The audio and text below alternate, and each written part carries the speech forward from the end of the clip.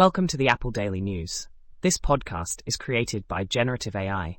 Today is August 6th, 2024, and we've got a lot to cover.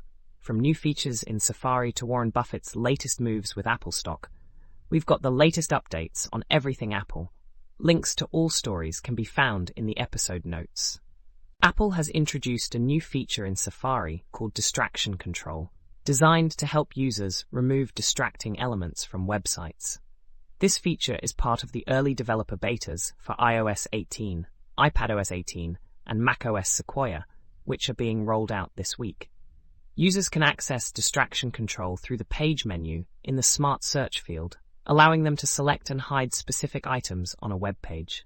Safari will remember these preferences for future visits, although the settings do not currently sync across devices. The feature is not intended to remove ads or sections with frequently changing content, and it remains unclear if it can eliminate static sections like who to follow on social media platforms. This new tool follows a similar feature called Boosts, introduced by Arc Browser last year. Alongside distraction control, Apple has also revamped the reader mode in Safari for improved listening and font controls, and launched a highlights feature that surfaces important information from web pages. Overall, these updates aim to enhance user experience by minimizing distractions and improving content accessibility while browsing. Michael Tsai's blog post discusses his experience with enabling Apple Intelligence, which requires users to also enable Siri.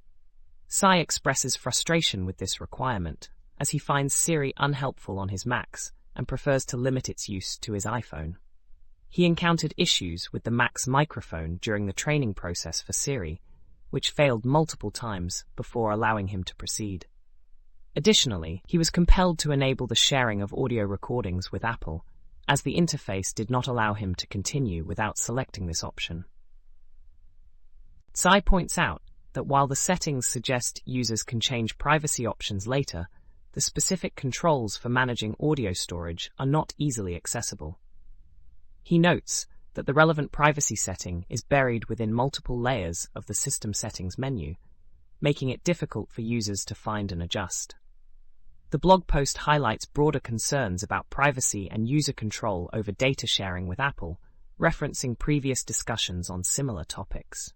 Overall, Tsai's experience illustrates the challenges users face in navigating Apple's privacy settings and the implications of dark patterns in design. Apple has released developer betas for macOS 15.1, which include new generative AI features announced at WWDC. Users have discovered back-end instructions for Apple Intelligence features within the beta, similar to findings with other AI tools like Microsoft Bing and DALL-E. These instructions, which cannot be altered, provide insight into how Apple's AI models operate. For instance, a helpful mail assistant AI is programmed to ask questions based on email content, potentially enhancing the Smart Reply feature. Additionally, the AI's rewrite feature includes strict guidelines, such as limiting responses to 50 words and avoiding hallucinations or fabricated information. Other instructions aim to generate memories videos in Apple Photos, with restrictions against creating content that is negative or provocative. The files refer to the AI model as Ajax, a name previously rumored in connection with Apple's language models. The instructions can be accessed by navigating through specific folders in the macOS Sequoia 15.1 developer beta, but users are cautioned that these files reside in sensitive areas of the system. Overall, the discovery sheds light on the underlying mechanics of Apple's AI tools and their intended functionalities. In the latest macOS 15.1 Beta 1, a Reddit user discovered system prompts related to Apple Intelligence features within the operating system's files. These prompts suggest that Apple is utilizing a different approach than previously assumed for tasks like summarization, which were thought to be managed by fine-tuned models known as adapters. One specific prompt, designed for email responses, instructs the assistant to create a concise reply based on a draft and provided questions, emphasizing the importance of factual accuracy and brevity. Another prompt serves as a safety filter for a text-to-image system, classifying queries as safe or unsafe and detailing categories of unsafe content. The prompts notably include polite language, with requests for the model to avoid hallucinations or fabricating information. However, concerns have been raised about the susceptibility of these prompts to prompt injection attacks, particularly regarding the image safety filter, which may be easily manipulated to produce inappropriate content. Overall, the findings highlight Apple's ongoing development in AI features within macOS, while also revealing potential vulnerabilities in their implementation. Epic Games CEO Tim Sweeney has criticized Apple's Find My service, labeling it as super creepy surveillance tech. He shared a personal experience where he discovered the address of a thief who stole his Mac laptop years ago, which was still linked to his Apple ID. Although he did not retrieve the laptop, he felt uncomfortable with the implications of tracking someone without their consent, and subsequently disabled the Find My iPhone feature on all his devices. Sweeney argued that tracking devices also means tracking the individuals in possession of them, raising privacy concerns. In response to his comments, Apple supporters mocked Sweeney, suggesting that his wealth made him indifferent to the theft and questioning his motives amid ongoing legal disputes with Apple. Sweeney countered that device recovery should be managed through legal means rather than personal tracking. He highlighted the potential dangers of such tracking technologies, especially for families and innocent buyers of second-hand devices, and quoted Steve Jobs to emphasize the risks of stalking. The debate has sparked discussions about privacy rights and the ethical implications of tracking technologies, with some noting that iPhone thefts have decreased since the introduction of Apple's activation lock feature. However, critics pointed out that Apple itself faces privacy-related lawsuits, indicating that the issue of surveillance and privacy remains contentious. Warren Buffett's Berkshire Hathaway has significantly reduced its stake in Apple, selling 55.8% of its holdings in the first half of 2024, which amounts to 505 million shares. This decision comes amid concerns over Apple's slowing growth, particularly in China, and its high valuation, which now stands at around 30 times projected profits. Despite previously praising Apple as a strong investment, Buffett's actions suggest he may be wary of the company's future prospects, especially given its recent revenue declines and regulatory challenges. Buffett sold 13% of Berkshire's Apple stake in Q1 and an additional 49% in Q2, leaving the company with an Apple position valued at $84.2 billion as of June 30th. Analysts speculate that Buffett's sales could be influenced by potential future capital gains tax increases, prompting him to take profits now. While some investors may consider following his lead, others point to Apple's AI strategy and potential for iPhone upgrades as reasons to hold on to the stock. However, Apple faces significant headwinds, including a decline in iPhone sales in China and ongoing legal issues related to antitrust allegations. The company's revenue growth has slowed considerably, raising doubts about its ability to attract new customers without a compelling product innovation. Overall, Buffett's substantial sell-off raises questions about the long-term viability of Apple's growth trajectory, leading to speculation that he may continue to divest from the tech giant. AppleVis, a vital resource for blind and visually impaired Apple users, is set to shut down after 14 years of operation. Founded in 2010 by David Goodwin, the site has provided news, blogs, app directories, and community forums focused on accessibility across all Apple platforms. Goodwin announced the closure, citing the overwhelming demands of maintaining the all-volunteer project, which has required significant personal commitment and time. He expressed that moderating the increasingly challenging forums and managing the technical aspects of the site had become unmanageable. Despite its simple design, AppleVis has been crucial for users seeking information on app accessibility and updates on macOS features. The site has also played a role in highlighting accessibility bugs and limitations, fostering a community-driven approach to advocacy. As the closure date approaches, the site has transitioned to read-only mode, with plans to go offline completely on August 31, 2024, which will result in the loss of its extensive archives. The blind Apple user community has expressed grief over the impending loss on social media and podcasts. Although some individuals have suggested ways to preserve the site, Goodwin and his team have not yet shown interest in pursuing these options. The upcoming Apple Watch SE is expected to feature a chassis made from hard plastic, as reported by Bloomberg's Mark Gurman. This shift to plastic is seen as a way to reduce costs and appeal to parents looking for a more affordable smartwatch option for their children. Apple has recently launched a campaign promoting the Apple Watch for kids, highlighting features like location tracking and communication capabilities. The use of plastic could also allow for a variety of vibrant colors, differentiating the SE model from the standard aluminum versions.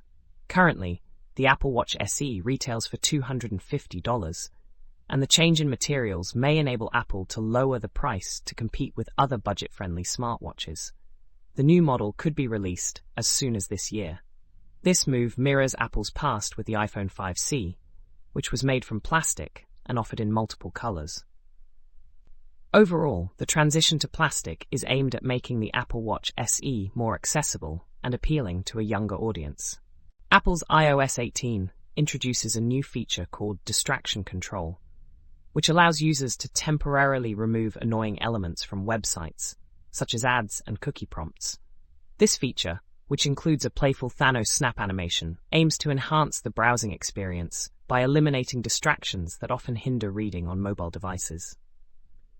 The distraction control feature was first seen in the 5th beta of iOS 18 and iPadOS 18, and it is designed to provide a more focused browsing experience without permanently blocking ads, ensuring that website owners still receive ad views. The feature is activated through a button similar to the one used for enabling reader mode, which focuses on text. However, the author expresses a desire for a more intuitive gesture to activate this feature, such as a swipe to dismiss ads. The introduction of this feature reflects Apple's acknowledgement of user frustrations with the current state of mobile web browsing. The final release of iOS 18, which is expected next month, will likely include this feature, enhancing the overall user experience on Safari. The article highlights the growing need for tools that help users navigate the cluttered mobile web more effectively. A U.S. district judge, Amit Mehta, ruled that Google has illegally maintained a monopoly over Internet search, a decision that could significantly impact the tech giant and the broader Internet landscape. The ruling follows a lengthy trial initiated by the U.S. Justice Department, marking the largest antitrust case in 25 years. Judge Mehta concluded that Google holds an 89.2% market share in general search services, which rises to 94.9% on mobile devices, demonstrating its monopolistic behavior. The judge's 277-page ruling highlighted Google's substantial spending, over $26 billion in 2021 alone, to secure default agreements for its search engine on various devices, which stifles competition. Google's president of global affairs, Kent Walker, announced plans to appeal the ruling, arguing that the decision undermines consumer choice. The Justice Department hailed the ruling as a historic victory for the American public, emphasizing that no company is above the law. The case portrayed Google as a technological bully that has hindered competition and innovation, allowing it to charge higher prices to advertisers without improving its search quality. The ruling sets the stage for a subsequent legal phase to determine potential remedies, which could include dismantling aspects of Google's business model or limiting its default agreements. Analysts suggest that the appeals process could take up to 5 years, delaying any immediate changes. The outcome may also benefit competitors like Microsoft, which could gain market share if Google's default agreements are restricted.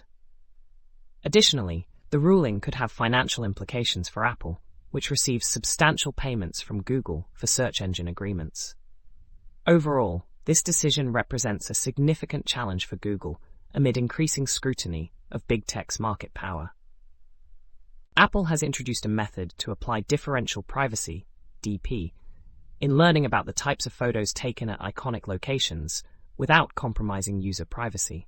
This technique enhances features in the Photos app, such as selecting key photos for memories and places in iOS 17. The research focuses on 3 main areas: managing sensitive data changes, balancing local and central differential privacy, and addressing non-uniform data density across different regions. The approach allows the identification of popular scenes and the types of photos taken there, adapting to changes over time, such as new attractions or seasonal variations. Apple initially used local DP, but found it limited due to the noise required, prompting a shift to a more effective method that combines local noise addition with secure aggregation. This method ensures that no single entity can access the original data, maintaining user privacy while still allowing for meaningful data analysis. Through this system, Apple has gathered frequencies for 4.5 million location category pairs, enhancing the selection of key photos for millions of users. The DP assurance achieved is epsilon equal 1, delta equal 1.5 e-7, with a cohort size of 150,000. Future improvements are planned, including better privacy accounting, more efficient algorithms, and additional data science tools to enhance user experiences while preserving privacy. Overall, this initiative represents a significant step in privacy-preserving machine learning, enabling Apple to innovate while safeguarding user data. Pingojo is a recruitment platform designed to connect job seekers, companies, and independent recruiters in a more efficient and user-friendly manner. The platform aims to revolutionize the recruitment process by enhancing accessibility and transparency. Pingojo allows anyone to become a recruiter for a small commission, facilitating the matching of candidates with companies. It features an advanced contact management system and intuitive dashboards to keep all parties updated in real time. The platform integrates with popular job boards and email services, streamlining the application process for job seekers. Pingojo offers a Chrome extension that enables users to apply for jobs directly through various platforms, simplifying the application journey. It emphasizes transparency and control, allowing users to manage their recruitment activities from a centralized dashboard. Pingojo encourages community involvement and contributions, inviting users to participate in its development through a structured process. Interested individuals can start by installing the Pingojo Chrome extension and exploring job opportunities or recruitment options.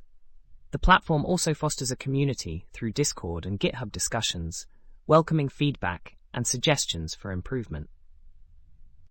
The traveling salesman problem, TSP, involves finding the shortest route for a salesman to visit multiple cities exactly once and return to the starting point. The app Traveling Salesman ./Dan utilizes a genetic algorithm to approximate solutions to this problem.